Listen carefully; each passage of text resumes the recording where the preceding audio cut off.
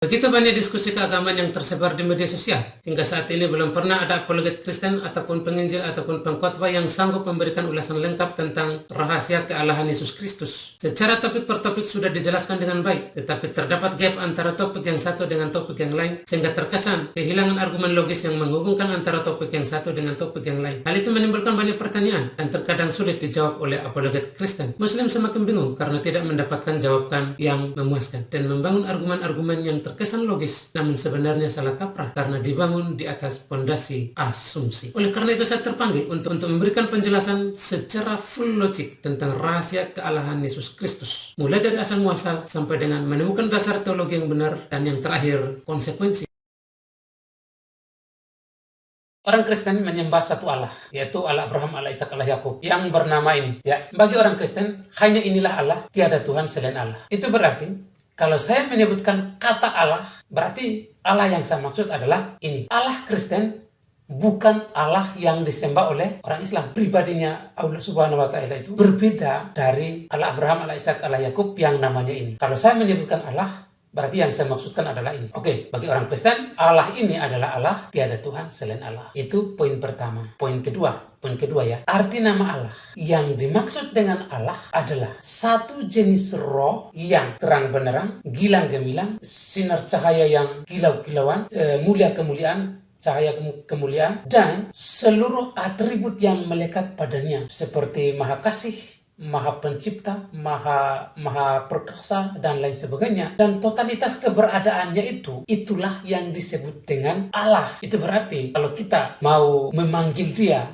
dengan nama diri yang berbeda dari ini, itu tidak bisa. Nah, kata Allah itu sendiri diterjemahkan. Terjemahkan berbeda dengan diganti. Jadi saya menggunakan nama Allah dalam video ini. Yang ketiga ya, Allah ini menciptakan segala sesuatu dengan firman. Firman yang keluar dari mulut Allah yang namanya ini adalah roh dan hidup. Artinya adalah ketika Allah berinisiasi untuk mencipta, maka yang Allah lakukan adalah berfirman. Ketika Allah berfirman, ada satu roh yang keluar dari mulutnya. Roh itu disebut firman. Nah, firman inilah yang mengeksekusi apa yang akan diciptakan oleh Allah ini. Oleh karena firman adalah satu pribadi yang keluar dari mulut Allah, maka itu mengartikan bahwa Allah telah melahirkan firman. Pribadi yang keluar dari mulut Allah ini disebut anak. Yang keempat, firman ini Allah atau bukan. Pertama, dipandang dari sudut esensi. Sebagaimana Allah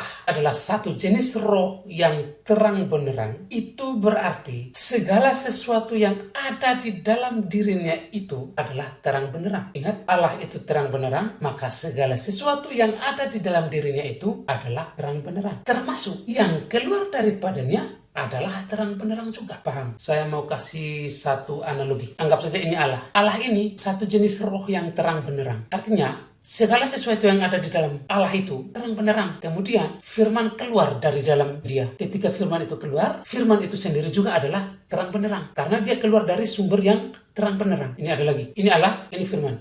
Katakanlah ini keluar dari mulut Allah. Ini jenisnya sama. Allah ini dari mulutnya keluar firman, dan firman itu roh dan hidup. Nah, lihat jenisnya sama. Sebagaimana Allah adalah terang benderang, demikian pula firman adalah terang benderang. Nah, oleh karena jenisnya sama antara Allah yang sumber dengan firman adalah satu jenis, yaitu terang benderang, maka itulah yang disebut dengan Allah. Ya, firman Allah. Karena satu jenis rohnya itu dari sudut pandang esensi ya. Sekarang, dari sudut pandang atribut yang melekat. Misalkan, Allah Maha Tahu, firman adalah pengetahuan. Dari mana kita tahu firman adalah pengetahuan? Dari segala sesuatu yang ada yang telah diciptakan. Siapa yang ciptakan? Firman itu yang menciptakan. Dengan pengetahuan apa? Ya, menciptakan semuanya itu. Allah itu memang Maha Tahu. Dia bisa menciptakan segala sesuatu atas kemahatauannya. Tetapi firman juga ketika keluar memiliki seluruh pengetahuan yang sama dengan Bapa. Jadi Allah Maha Tahu, firman adalah pengetahuan. Oke, mungkin itu belum membuka pikiran Anda. Sekarang saya buat satu contoh lagi. Allah Maha Pencipta Firman adalah pencipta, ya. Allah itu Maha Pencipta. Nah, Firman itu adalah pencipta. Jadi dari segi atributnya, Firman adalah Allah. Allah Maha apa? Dia sendiri itu. Allah Maha Kuasa, Firman adalah kekuasaan Allah. Allah Maha Bijaksana, Firman adalah kebijaksanaan Allah. Pokoknya Allah itu apa ya, dia ya itu. Nangkap ya? Mulai nangkap.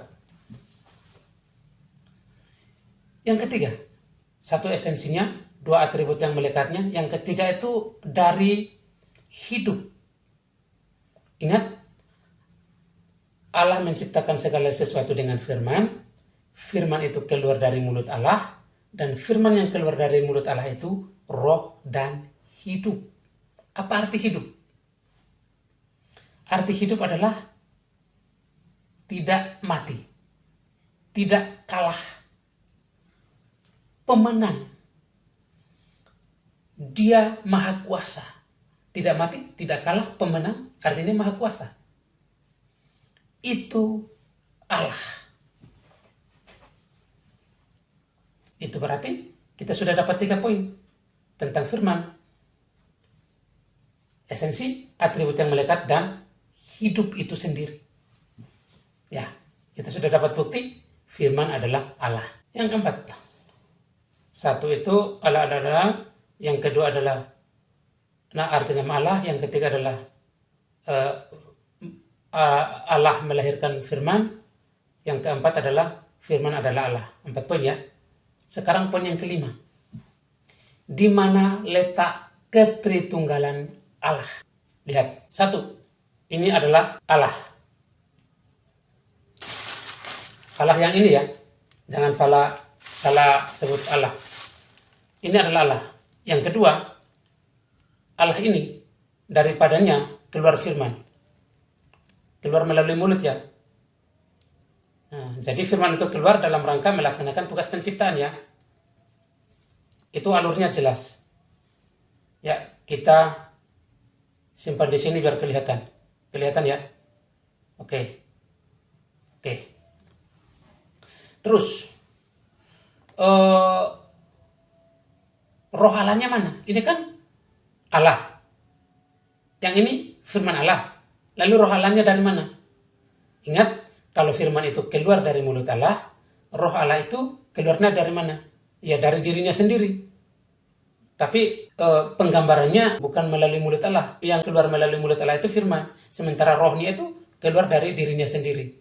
Seperti ini. Anggap saja ini roh Allah yang keluar dari dirinya Allah itu.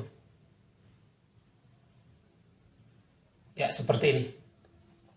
Cara keluarnya itu barangkali kayak memisahkan diri gitu dari sumbernya. Itu Roh Kudus ini. Ini Roh Kudus. Yang tengah Allah, yang ini firman, yang ini Roh Kudus. Kita sepakat ya? Sepakat. Jadi, ini adalah ketrian Allah. 1, 2, 3. Trinya. Nah, satunya bagaimana? Yang mana yang letak satunya? Letak satunya itu gini. Ini firman keluar dari mulut Allah. Kemudian dia melaksanakan tugas penciptaan. Nah, kalau dia sudah selesai menciptakan, otomatis dia akan kembali lagi kepada Bapa. Ini akan kembali lagi kepada Bapa. Tinggalnya di dalam diri Bapa. Jadi firman itu keluar, tetapi setelah selesai melaksanakan tugasnya, ya dia kembali lagi. Tinggalnya di mana? Di dalam diri Bapa. Kok bisa? Ya bisa lah. Kan Allah kan saling mendiami. Gitu loh. Paham ya? Nah, anggap saja ini kita sudah, firman sudah tinggal di dalam diri Allah. Oke ya? Firman sudah masuk ya? Sekarang, apa tugasnya Roh Kudus ini? Tugasnya Roh Kudus ini adalah untuk mengontrol yang sudah diciptakan oleh firman. Mengendalikan agar apa yang sudah ada itu tetap berjalan sebagaimana mestinya. Secara berkesinambungan, tetap stabil, tetap balance perjalanannya. Kira-kira begitu. Nah, setelah tugasnya selesai, Roh Kudus ini kembali juga kepada Allah ini, yang Bapa ini. Dia kembali tinggalnya di mana? Di dalam dirinya. Kenapa? Karena Allah saling mendiami. Itu teologi Kristen. Jadi, saya intermezzo sedikit. Allah Islam, Allah Subhanahu wa Ta'ala, itu tauhid satu mutlak. Jadi, seluruh yang Anda pahami tentang Allah tauhid satu mutlak ini tidak bisa Anda bawa ke Allah tauhid Tritunggal. Yes, Allah tauhid kesatuan. Gitu.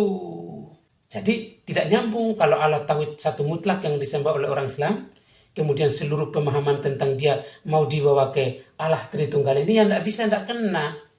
Anda jadi salah kaprah. Kan gitu. Oke ya, deal ya. Saya sudah membuktikan trinya di mana, satunya di mana. Jadi, Bapa Allah, firman Allah, Roh Kudus Allah, tiga Allah, 1 tambah 1 tambah 1 sama dengan 1.